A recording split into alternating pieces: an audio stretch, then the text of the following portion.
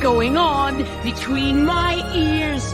Everyone seems to be so clear, but I'm feeling foggy. My mind is a mess. Let's talk about it with Ronnie and Jeff. It's Mental Health Awareness Month. It's Mental Health Awareness Month. It's Mental Health Awareness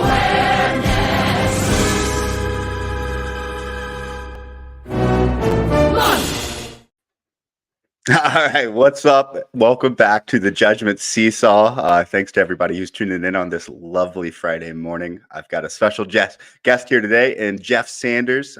We met last year, I think, through Scott Fishbowl and some loose groups there, and I'm excited to sit down and have a chat with you because your perspective on mental health and also your relationship to the fantasy community are pretty unique, especially with your military background and everything you've been through. So thank you for hopping on. And I want to let you have the floor and just welcome yourself to the viewers. Tell them a little bit about yourself and what you do, what you got going on, and then we'll dive into some mental health chatter, man.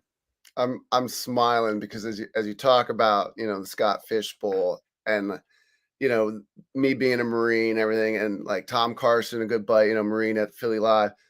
So all the drafts are going great. Everyone's moving except mine.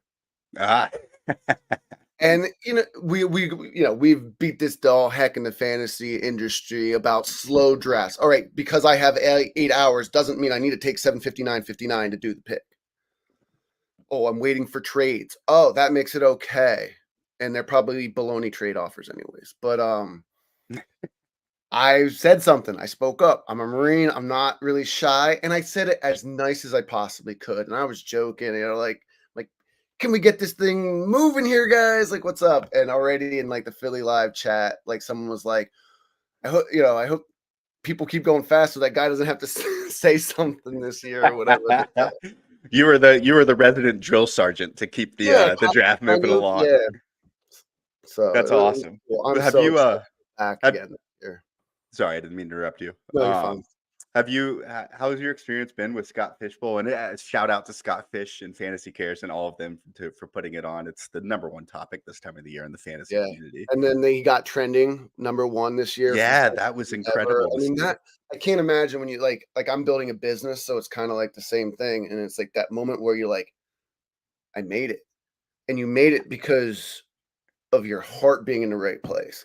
Yeah. And I think that might have been Scott's like, I made it. Like Scott Fish, like just trended #1 on Twitter. Like Was that, I mean, he didn't set out for that 20 years ago or whatever, but it's so cool. I'm happy for him. Yesterday, I talked with Nick Whalen last night, and one of the things he harped on was gratitude. And we talked a little bit about showing gratitude outwardly to others and how impactful that can be for you personally, but also like showing it to yourself. And I have to imagine that Scott was able to show himself some pretty fantastic, and his crew some gratitude. They put in incredible work for over a decade now, and it's certainly paid off. Well, and it made it easy for me because being a Marine, Toys for Tots is one of the Marines' biggest fundraisers. And that's how I started getting like these Toys for Tots dynasty leagues, and shout out to George Reed, who's another Marine in the fantasy space, who's doing good stuff. And I was like, I'm all in, Toys for Tots, kids all day. So yeah. Well, Toys for Tots is great, man. I'm a force to be reckoned with. Top 300 year one. And top 7, I think, last year. So 300 to 127 only means I'm going to be in the top 100 this year. That's what I liked. Well, that's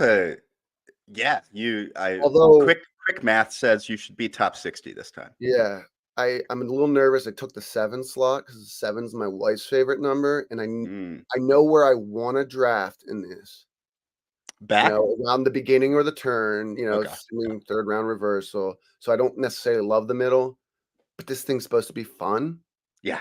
Right? We can talk about third round reversal all the time and do the math and then analytics, and it's going to tell you at the end of the draft the best place to be. Scott Fishbowl. Yeah.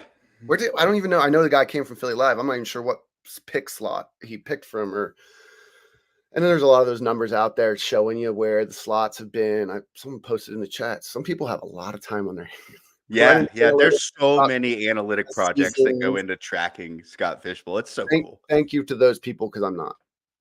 Yeah. Well, hey, speaking of like having fun with things, and a topic that often is not fun Mm, with mental health, and then also an even more, I wouldn't call it a sensitive topic, but one that is even more exclusive to a certain subset of humans, especially here in America, or like veteran affairs, and the mhm, direct link between mental health and veteran affairs and everything that happens with service members after they come back home is not a like a mystery conversation. It's been a point of emphasis for a lot of people for decades, but it's still something that we as a society could do a lot better with. My favorite person or voice in that arena has been John Stewart over the last decade. He did a lot for firefighters, of course, in New York, but in mhm. the last few years, he's been pretty adamant about veterans too. And I love to see people like him and other people going out and making a stance for a group of individuals that have a different struggle than they do personally. And for me, that's why I was so excited to have you on the show, because I am not a veteran. I was not in the military. I'm not cut out for all of that. And so hearing your perspective and your story, I think can lend a really, really fruitful insight for people that might share some similar struggles to you. And also for all of us that don't have the same story to learn and understand and be able to be a little bit less judgmental. And like I said, more understanding. It's the point of the judgment Yep, seesaw. compassion. Yes. You Yes. never know. You never know when that person's having a bad day. Right, Might right. not be Well, me. It's just a bad day. Like grace. yeah, Nick Whalen last night, who talked about like just putting yourself in somebody else's shoes at the very beginning of the episode. If somebody is really upset and you immediately react, and then you're not giving them a chance and you're not trying to understand where they're coming from. Mm. For you, talk a little bit about your like history with the military on that front, and So the in whatever military, depth you want to, just yeah. give it a little rundown. So the military was actually a result of mental health issue. Mm, Um, so I was a freshman in the dorms, 9/11, which sort of set the page for the military. But then somewhere mid-October, November, I got super sick. I'm an 18-year-old freshman at Penn State. I can't get out of my bed. My friends are bringing me food from the cafeteria. But I'm also an 18-year-old. I'm a star football player. I'm tough as nails. I'll get through it. This is really the root of all of it. There's ego. And mm. I didn't. And I didn't know how to. And I caught up in all my classes after 2 weeks and never going to a class. I caught up in all my classes except one. And I didn't know how to handle that. So instead of talking to the right people and figuring out, all right, do you just fail one, but make sure you pass the others, or do you shut down and become depressed? Mm. I chose the latter. So I got shut down, depressed. I'm telling you what a performance I put on. I would drive. I had friends in the dorms who had like the same classes, and I would still go to the classes. I would study with them, take the test, didn't care, didn't do anything else. They didn't see that I failed the test. I'd show up. I'd be like, all right, I'm going to class. And I'd drive around campus for an hour and a half and come back. So they would think I was at class. I don't know what point my mom, or the spring semester, I'm home for winter and I'm telling my mom, like, why aren't your grades in from Penn State? And I'm like, I don't know. There's like something wrong with the system. Like I pulled that off the whole Yeah. they were obviously on to me that something wasn't right. And then early on that spring semester, they did a wellness check. I'm like at a frat house, wasted, and get a call. And it's like, the police are at your dorm room, Jeff. Like, what's going on? I'm like, I don't know. Well, it was good. So I started to get the help I needed. But man, it just sapped every motivation, discipline, everything that I had. It just took it. I had no will, no want. It was just this like blurry existence. I don't know. Nothing came up clear.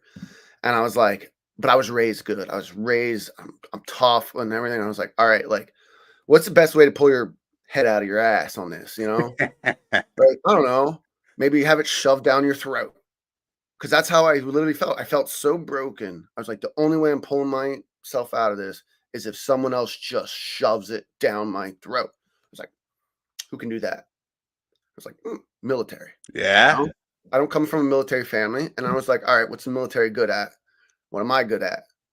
I'm like, pretty tough. I'm a big guy, I'm 5'10", 225, lift, all that stuff.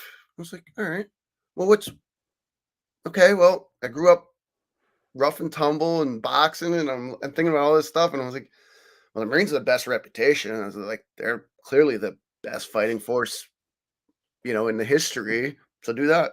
So I drove to my local mall where all the recruiting stations were, walked in, walked past all the other doors, walked in the Marine Corps door and said, I just dropped out of college. I'm ready to go, get some payback. I always think of one of my favorite movies growing up was Independence Day.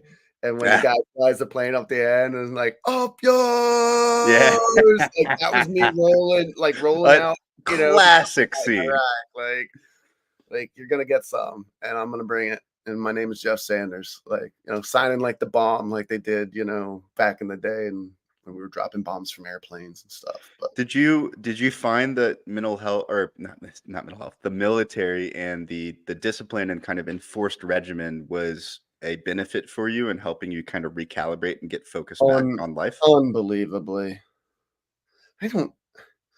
I've been very anti-med too, so I haven't taken any meds Sure. for anything, and that's because I was abusing painkillers back in the hospital. That was a big thing that probably a lot of people haven't heard about, is how the police were literally investing. We're like missing like multiple limbs, and the police are investigating us because we were abusing the pills. Mm, I have stories for days. Thankfully escaped that as well. Thankfully, opioids hadn't really hit where they are now, so I was able to get lucky and avoid that. But I have a pretty addictive personality, so I just try to stay clear of that stuff and do things like it's this. super Talk smart. about it. I've met with the same psych since I relocated for 10 plus years, once a month. It's just kind of like some days it's like intense, and other days it's like, all right, doc, you got to ask me some questions here. I got nothing for you. I'm feeling good, feeling good, looking good. Like, let's rock. And other times I'm like, you won't believe what happened, or how my Ah, wife, pissed me off or whatever, do and you it's space. when you're talking to your therapist, do you start off with, just curious for me, do you start off with a check-in with your therapist sometimes, like telling them how eager or how uneager you are to be there talking to them? Because I do that. I do it once or twice a month. Be like, I don't want to talk Well, to you today. there are days where I'm like, this is a waste of my time. I'm like, it's in the middle. It's like 1 o'clock. I'm like, I'm lunch. I'm ready to take a nap, and they're just like, oh, I got to do this. And they're like, I'm like, let's go. Like, this Right. doesn't work. It takes two to tango here, doc. I got nothing for you. So you better come with your A game today. I don't know. Well, I like having the regiment to know that it's there too. It's like an umbrella, right? yes. So if Having a system is so important in keeping mental health issues at bay. I always talk peaks and valleys. I'm always peaks and valleys. It doesn't matter how much help I get, everything. It's always peaks and valleys. But it's nice to know that if I'm in a valley, I can look at my calendar and be like, all right, I see, Dr. Kerr is going to call in, a week or whatever. We usually just do video chats or whatever. And post COVID, that's the way to do it. Yeah. Well, and that's, I Saves me mean, a 35-minute drive. Um, so yeah, I like that it's there. well, and you've been through a lot. You're at a place now where you're able to talk openly about this with people, which I think is a huge sign for growth for anyone in the mental health Mhm. space. When you get to the part where you're owning your affliction, and then can get past even that point and be at a place where you're comfortable talking with other people about it. First of all, as you alluded to, like, it is. And for your viewers' purpose, like We're gonna touch on that in a second. the Twitter handle. I am, in fact, USMC amputee 0331 machine gunner. I'm biased, but yes, I always like Twitter handle. Like, what that could be like a poser, or we get this, stolen valor in the military. Like, all right, Ooh. my Marine Corps pictures right there on the wall, whatever. But I have fun with it. Hey, And actually, real quick. and that's going to answer one of your questions you have for me. I'm going to tell you a story about my leg and how it broke down a barrier. All right, perfect. Let's segue right into that. I was going to ask you a couple other things, but let's just Let's talk about the leg a little bit in your story there, because it sounded like your mental health issues started separate from the Mhm. military. You had a great kind of comeuppance and recovery in your own right and growth, and then you got blown up, man. I made it. I Like, made it.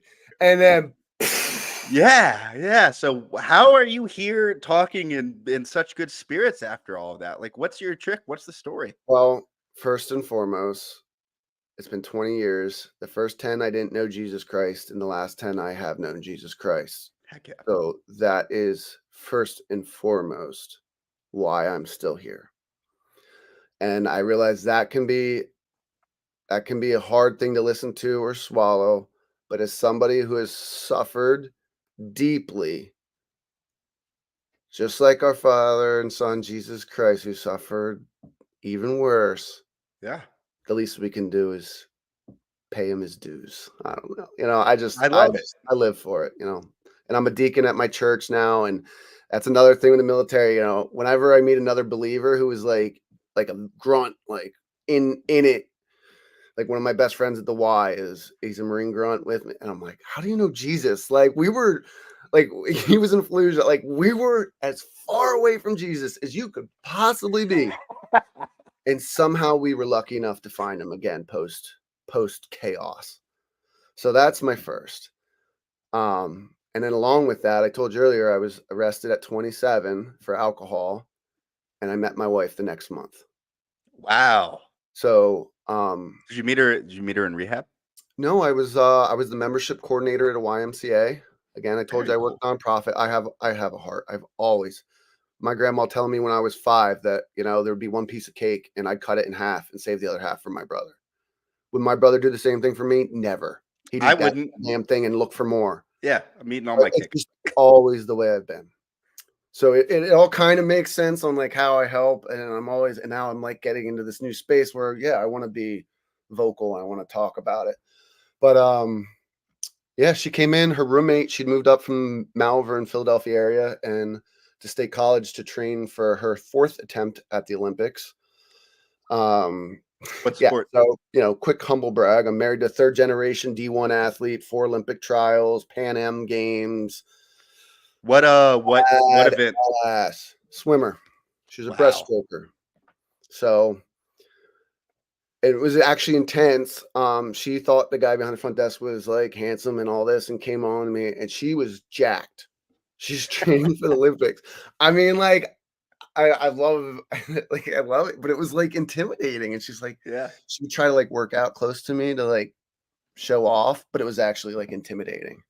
So I finally figured out, and 12 years later, it's everything great. 3 kids, and she's my rock. I think that's the hardest part, is figuring out what your support system looks like, because you need it. You just can't. You physically can't do it on your own. Yeah. You You eventually cannot. succumb to drugs, alcohol. I don't even know. Like, it's dark. That's all I know. Well, it's just to cut in there on the topic of mental health and trying to like solve them on your own, or as you alluded to earlier, in your early years, a lot of your mentality and most guys' mentality, because of the way we're taught, is like, I got to figure this out myself. Mental health issues are a problem between your ears, and they're a problem with it's not a problem with you, Our but it's greatest enemy is between our ears. right. So if you're struggling with mental health, that's the number one advice that I could give anyone, is reach out and get help from other people, because you'll never deal with it all yourself, or you'll deal with it in a way where you feel like it's dealt with, but it's just buried beneath a couple layers that you've put in between those issues and like what you think is a Yeah, normal reality. my war experience. I don't even talk about it. Yeah. And you can go back and forth on whether that's doing me any good or bad, but I don't really need to talk. Nor you want to know what war's like? Go watch the Pacific. Yeah. Bias the Marine, freaking whatchamacallit, the Army one, Band of Brothers. Band of Brothers. Incredible story. And of course, I'm in the Philadelphia area, so that hits home. Dick Winters lived in this area. My grandfather, or my wife's grandfather, was also at D-Day and the Battle of the Bulge and all that. And knew Dick Winters, and I have all his war stuff, so it's really cool. But That's a good story. The Pacific shows you the absolute awfulness and ugliness of war. Yeah. And mind you, they were 18. So this is the one thing where I'm on the fence on about mental health awareness, because I am still a tough guy and I still fight my ego. Sure. But there's some people who are going through harder things. And societally, I still feel like because we're becoming more aware, instead of shifting to the middle, we shifted almost too far. Like, it's societally acceptable to air my grievances on Facebook. Like, Right. is that a cry for help, or is that selfishness grab for attention? Or what, like, where's the answer to, like, some people can't control it because they don't even know it, and like the symptoms, they're not aware. And then there's people who are aware and they're not doing it. I don't know. It's just such. Are you trying to just to make sure I'm hearing you talking about kind of the way with mental health acceptance in society has also come like a much more easy to use ramp to cry for help More and tolerant, and a more lot of tolerance tolerance. So and like the people I interviewed this week, New London Counseling Center, they're in the schools. They see in one school, they see 70 kids that are in their program. In the school, free mental health care, 70 enrolled into their care in the schools. So it's like early on, we never got that. Shoot, man, you went to the nurse's office, she'd, put an ice pack on it, pat you on the backside, and send you back to your classroom. yeah, It's glass not of water. I feel depressed today. Here's some water. right. That's what I used to get when I was in So middle school. I think we need to. I think you need to be. It's good to get out and put it out there to say get the help, but also like know that you got to do it on your own a little bit. Like it ain't gonna Yeah. just be. I think we look for all the answers or all the help, and maybe we don't put enough work in ourselves. I love that. I think you just hit on something really important. And it goes back to what we talked about a couple minutes ago, where mental health, like you can't do it on your own, but you also just can't juxtapose against that. You can't just rely on it to be fixed for you either. It's Mhm. it's a teamwork process. You need to find the right people or even just a random person that is there to listen to you so you can process what is going on between your ears and you're not acting as your own lawyer, if you will. Yeah. And then you have to actually take their advice and follow the steps and practices of self-healing to help you recover. And I so, guess I guess it's sort of to me like the word hero is one of the most misused words mm, societally wise right now. It's insane. Makes me want to punch people in the face. have you seen Norm Macdonald's bit on I work in a school, so I don't mind Yeah. making this joke, but he talks about teachers are heroes, that Yeah. whole thing. It's And one of my favorite bits I ever. respect the hell out of it. Hell out of educators. The stuff they have to put up with and the way Yeah. more respect. I coached high school football, so like all the other coaches I was the only coach who wasn't in education. So I got everything on that end, and I know that it's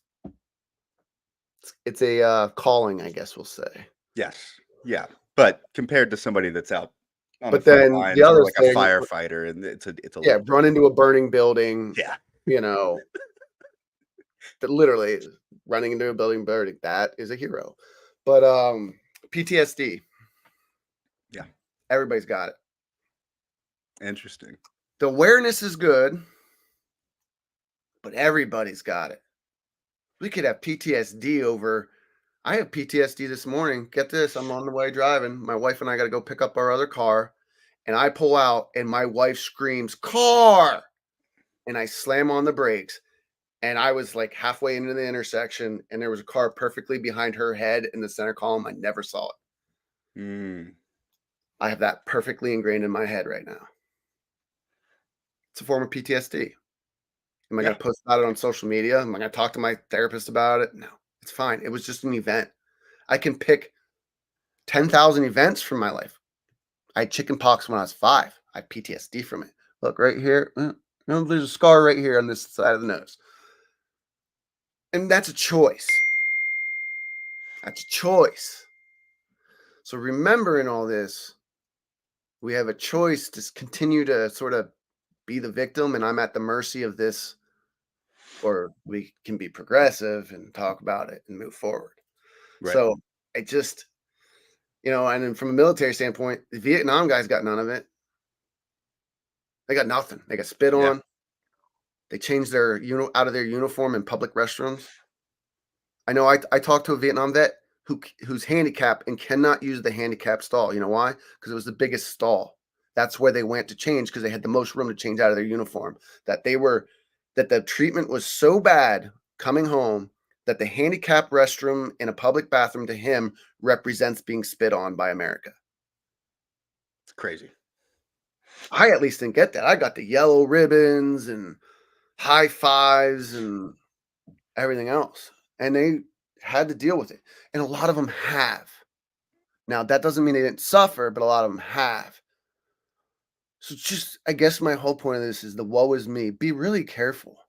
Because you got it. And this is what I do. I'm a single amputee. I know dozens of double amputees. I know the 4 or 5 triple amputees. And there's 4 or 5 quads from the Iraq War. Travis Mills, amazing foundation, missing all 4. Someone's got to get it worse. So I'm not gonna, and I'm going through a thing with my church. I'm not gonna tell you to suck it up because that is offensive. Unless you're a Marine, I'm gonna tell you to suck it up. But I am gonna tell you that you got to do it. Some of it on yourself. Got to put in the work, man. Right? Like, Got it. That's what I worry the most. Is it's like, all right, I get PTSD, I get pills, or I get whatever, and it's like, all right, pumps off. Not even close. And that's the dangerous part. Man, I love that. I love that because we live in a quick solution society. Everything is immediate gratification. Can I tell you another funny story? Yeah, yeah. I mean, I don't know who's going to go this. PTSD, mental health awareness. So we're going to talk about. All you, man. I use THC, and it's really interesting too because when you go to the dispensary and you see the range of people in there, like it's every different walk of life. And that's become mainstream. It's legal in my state. But at the same time, so I had to, you set up like a appointment for a doctor, everything like that. I set up and I'm a realtor and something came up in my schedule. I couldn't make the appointment. And I get an email that says, your thing has been confirmed for whatever. And I was like, what if I really had, I didn't even see the doctor and they approved me. Yeah. Like, I hope the state of Pennsylvania doesn't see this. Someone's going to dig into my file. I think it'll be okay. I didn't even show up for the video appointment and was approved. I typed in lost leg in Iraq, PTSD. I didn't even have to talk to anyone. That's not getting me the help I need either. Well, I think that we could do, as always, like mental health is an ever-growing struggle for people, or not ever-growing, that's the wrong thing to say. Backtrack. It is a never-ending road of improvement, right? You probably, if you have chronic mental health issues, you're probably never going to be completely rid of them, but you can get them reduced to a point where they're not impacting your life and they're just like a normal thing that you deal with every once in a while, like all of your friends and people that don't suffer from mental health issues. Mm-hmm. But as you just alluded to a lot over the last 10 minutes, you have to put in a lot of effort and it requires a lot of introspective work, which is the hardest type of work, I think, to do. And you have to be willing and ready to go and make those changes before you'll see any improvement. And one of the things I learned from sitting through, I did a 500-day of sobriety run 5 years ago and went and sat in a lot of AA meetings and a lot of NA meetings and a couple other group therapy things. And every single group would consistently harp on the fact that, like, this isn't going to work until you genuinely let go of all of these hangups that you think could be other reasons than just accept the core problem that you're facing and deal with it head on, like you were just alluding to. Mm-hmm. You can dress it up with all the pills and all of the infomercials and all of the TV shows and all of the therapy. Nice, take her out on the town for a nice little date. Until you sit down with a group of people or a therapist and you start working on yourself, nothing is going to change. And it's really important to recognize that. And like, I think the hardest part about it all is everyone's just so different. We are all created so different. And like, one of my favorite examples is when I was at Walter Reed in DC. My roommate was an arm amputee. A car backfired, and I look over, and he's on the ground under his truck, and I'm sitting there, and of course I can laugh at him. But why is something triggered for him but not me? Like, why don't I care? I got blown up. Like, I don't even know if I can. I'll see if I can pull this up real quick for you. How long was your recovery? I was gonna say I'll give you a little feedback. I thought about leading with it, but so I got blown up September 6th, 2004. I was in vehicle 3 of 4. The bomb was remote detonated, and thankfully was way early. Had it been on time, we wouldn't be having this conversation, because at that time it was considered one of the larger IEDs that they knew of. It was 4 or 5 155 rounds, which is the largest artillery round. Would probably, I don't know how tall it is, in a 55-gallon drum. So basically, it's 5 rounds that would fill the entire 55-gallon drum. So it's a 55-gallon bomb essentially. And then we'll see how this shows up for holding it on the. Hey, don't you be showing me any gory pictures. No gory. Okay. That's the hole in the ground. Oh my God, Jeff. That's my rifle. Goodness gracious. And I don't know if I can show you windshield.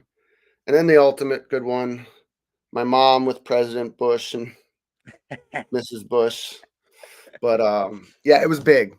So I'm lucky, like I said, if it had been on time. But it's crazy. So what makes my story unique is I was essentially on a pickup truck on the back, and I was blown out of the back at 50 miles per hour onto the road at the mercy of gravity. And I was unconscious. I woke up. I could hear the 240s going off. I'm a machine gunner, so I can hear the guns going. I know we're under attack, and I'm like trying to figure out what happened. And then the Marine kicks in, and they're like, "Oh shit, I just got blown up. Like, whose ass do I gotta kick?" And then I'm like, whoa. Like, are you okay first, Jeff? The adrenaline's so you're like ready to. And I was like, wait, are you okay? And I was laying on my right side. And as I looked down, there was blood dripping on my face and stuff. And as I looked down, it looked like my left leg was gone, but it was behind my other leg. So it was still there. And I won't get into too much more detail. I spent a month trying to save it. Terrible idea. It would have made my life miserable, especially with the way prosthetics are now, technology wise. But then I had to, once I realized I was injured, I had to, again, firefight. No one's around.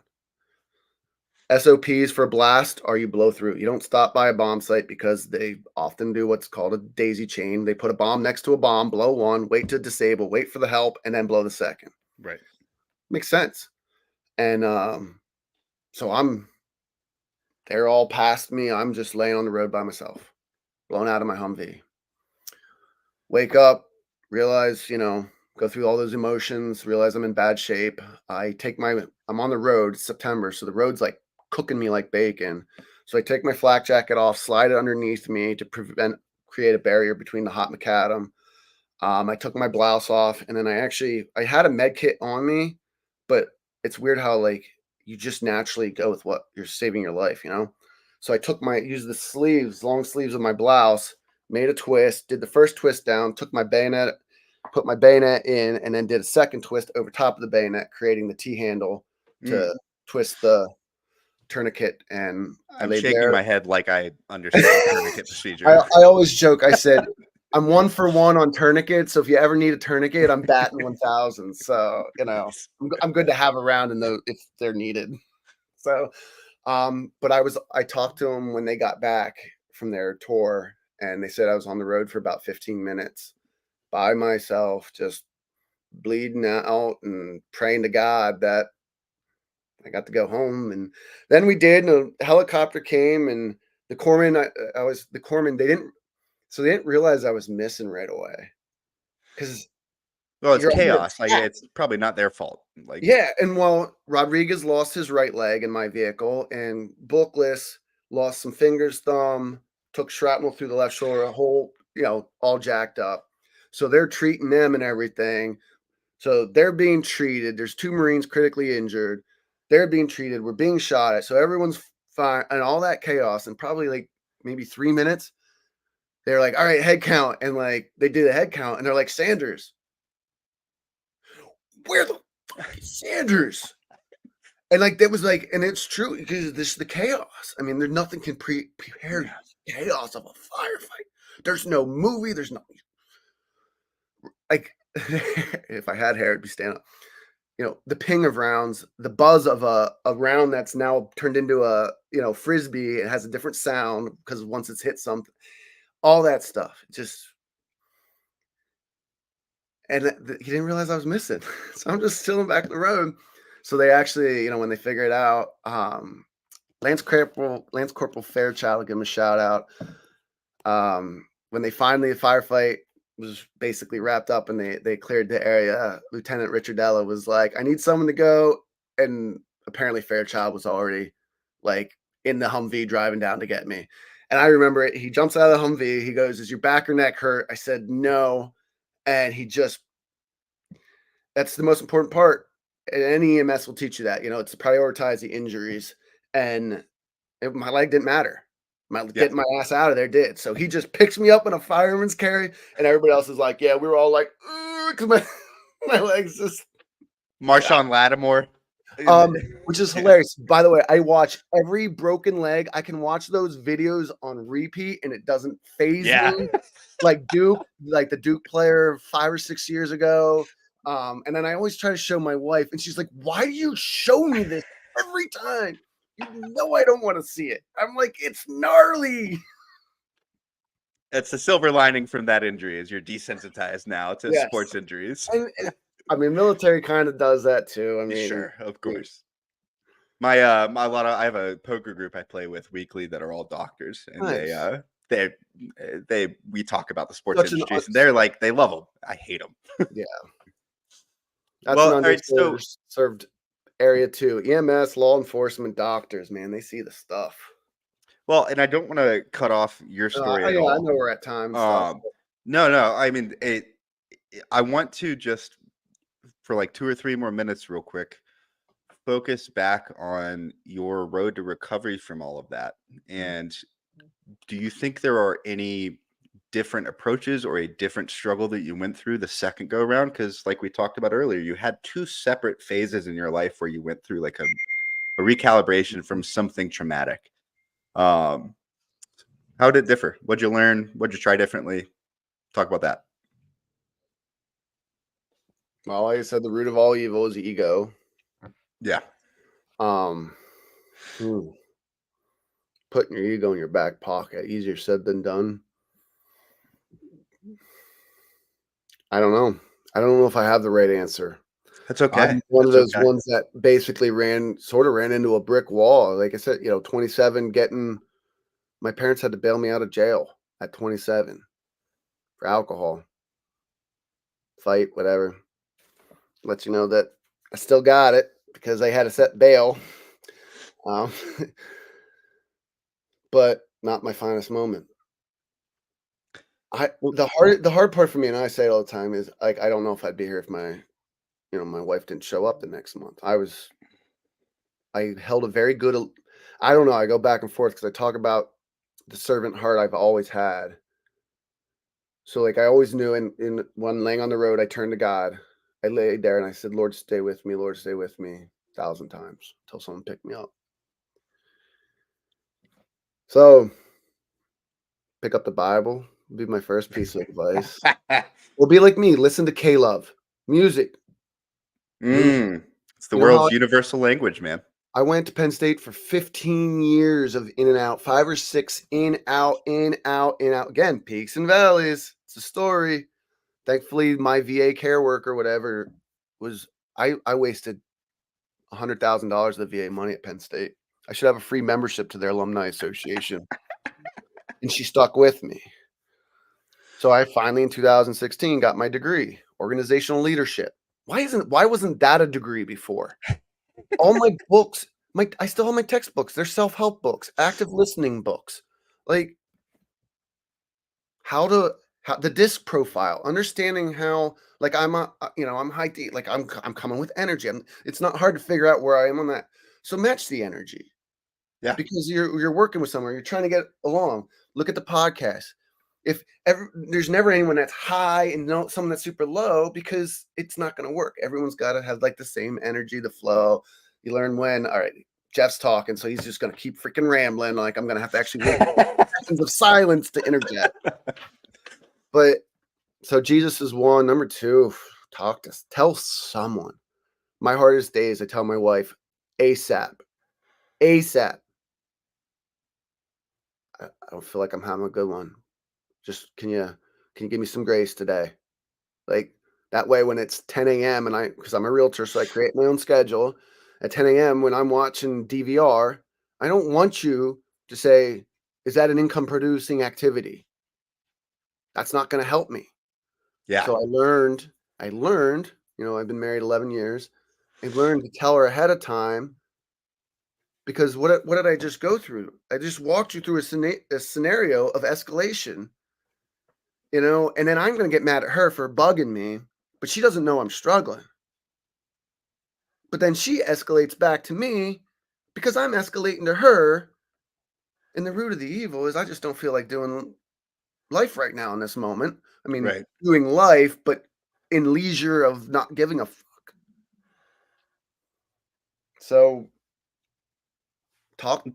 communication, It sounds like too, like you didn't say it outright, but it sounds like there's a thread of learning to forgive yourself and have patience with yourself. It's super important too.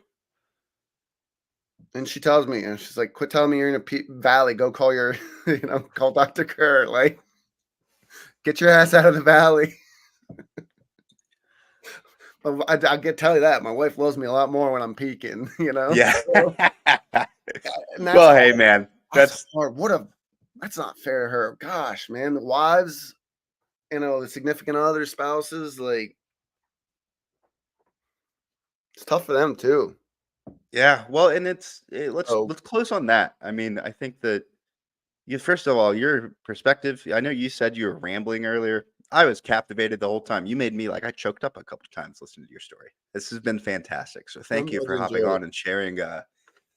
Like I said at the beginning, a story that is so vastly different yet similar to mine that I just am really thankful to sit here and listen to it. And I hope for everyone that watched, they can find some good guidance and maybe a bit of a North Star for themselves from your advice as well.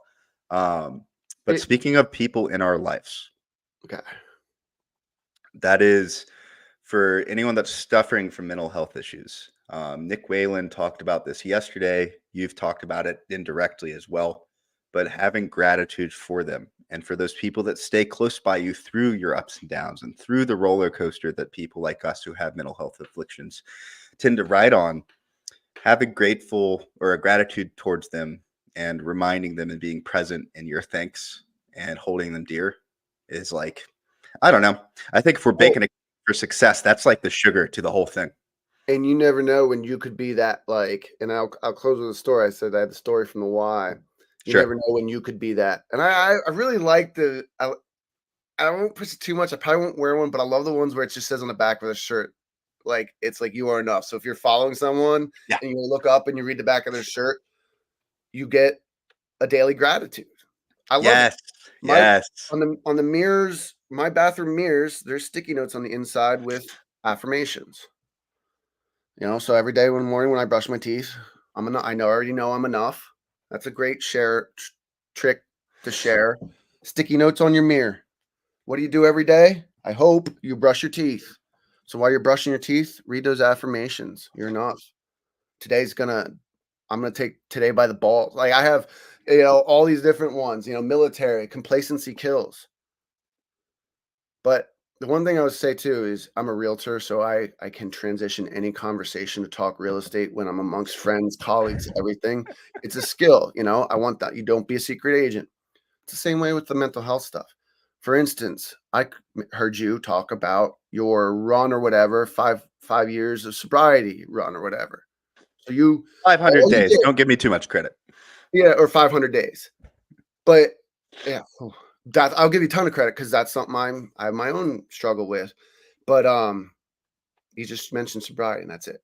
You know, we didn't dive deep, but I know that Sure. you probably have an area of your struggle with alcohol, and that's why that's something that means a lot to you.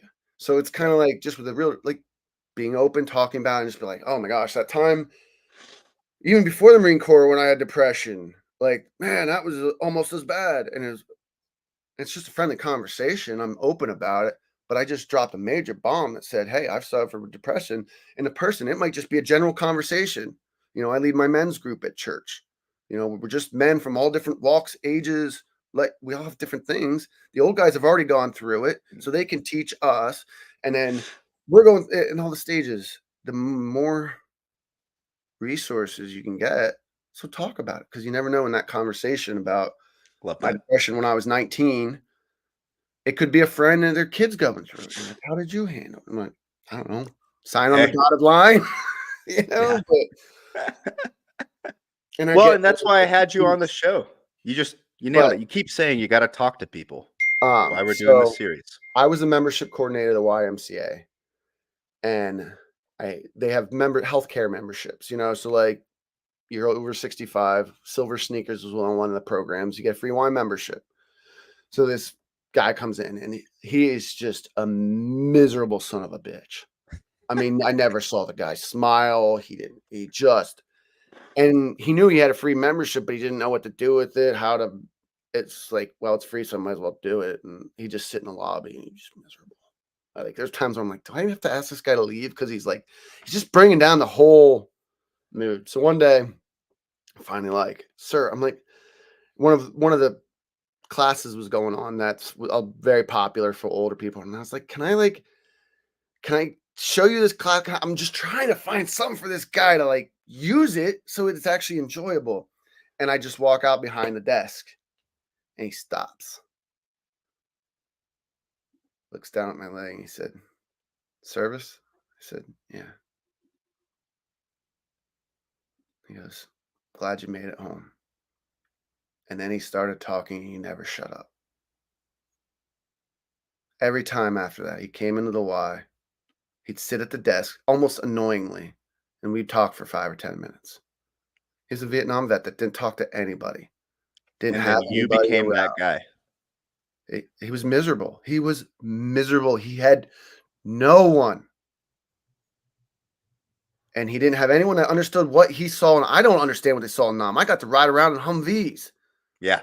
I didn't have people poking out of holes in the ground and snatching me, or crawling through tunnels that I barely fit through to face a knife battle underground in a tunnel. Like, it just brought his wall crashing down, knowing that I had gone through what he had gone through. And it changed his life, dare I say? I don't know. I moved, Probably did. you know? I'd like to think so.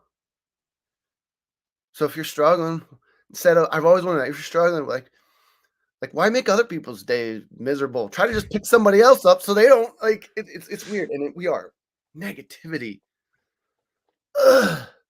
It's so much easier to talk about than positivity.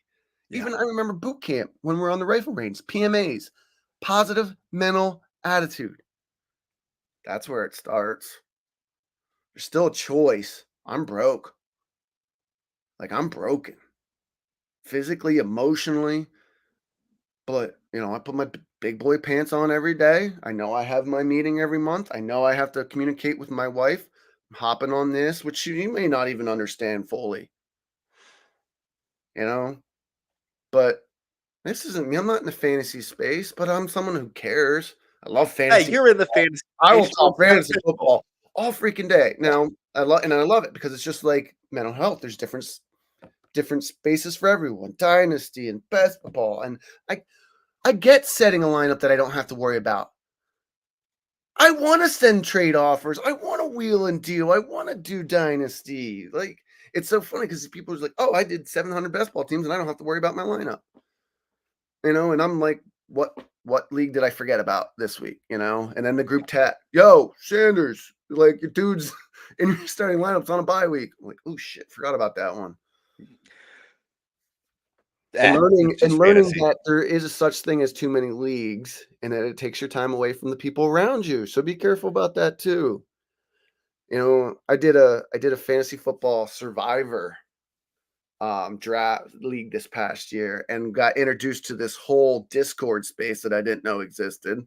It's like a whole new world of everything, and it's kind of cool to see how industry grows and technology grows with it, right? So I'm sorry. I've listened to literally 95% of what you said in the last 15 seconds. I got a text message from my boss. Sorry no, about it's that. all right. Yeah, you got this. Yeah, I am. Well, I do actually need to roll. I want to My sit wife's here. out showing homes. Well, why don't we let's find out another time to pick this up at some point. It doesn't have to be this month, but I would love to circle back with you and have more discussions. Maybe we can get George Reed to come in and have a little duo perspective from you guys. But this has been great. Your story is incredible. You have gone through a lot and you have recovered from a lot. And I think that for me, I can feel a lot of inspiration and pride and like pushing forward just hearing you. And I imagine looks like we had 76 people on this so far. So I would imagine at least a few of them feel the same way. And I really appreciate you, Jeff. Thank you for coming on and do this. Cool. Don't ever give me that shit about you not being a part of the fantasy industry again, though. Like, dude. I would have gone to Penn State for sports journalism if I liked to write. Yeah. Can I write? I can write really well. I can write a 3-page paper on whatever topic in like 2 or 3 hours. Words come easy to me. I don't like to write them down. That's fair. Well, and so just to close out on that, like, just for anyone watching, like Jeff, with the sentiment he shared is something that I used to feel about 10 years ago when I wasn't doing content, but I kind of was floating around talking to people in the industry and I felt like I wasn't a part of it. I have come to find out that is not the case. If you are active on social media and you get in a couple leagues with people in the industry, you're a part of the community. The people that are running this industry are addicted to finding more good bodies to bring into the fold. They're out there.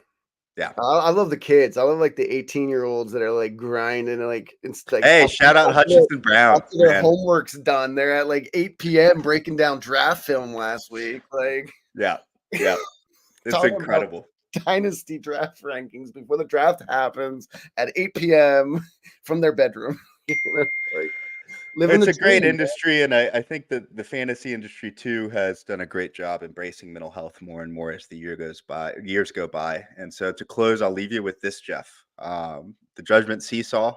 I love it in the world of therapy. And my homework for you is over the next few days, as you feel yourself judging yourself or someone else in your life, and this is for the listeners too, try and be understanding and judgmental with that moment at the same time. And you will find that it is literally impossible. You can only operate in a mode of understanding or a mode of judgment, but you can't do both at the same time. And it's a really, really great self-check. It's a barometer. It's why I chose it for the name for this show. And I have no judgments for Jeff Sanders. Fantastic guy, a fantastic guest, and I appreciate having you on, man. Any final thoughts before we close this out? Excuses are tools of incompetence. They lead to monuments of nothingness, and those who use them will amount to nothing more. That's what I was taught.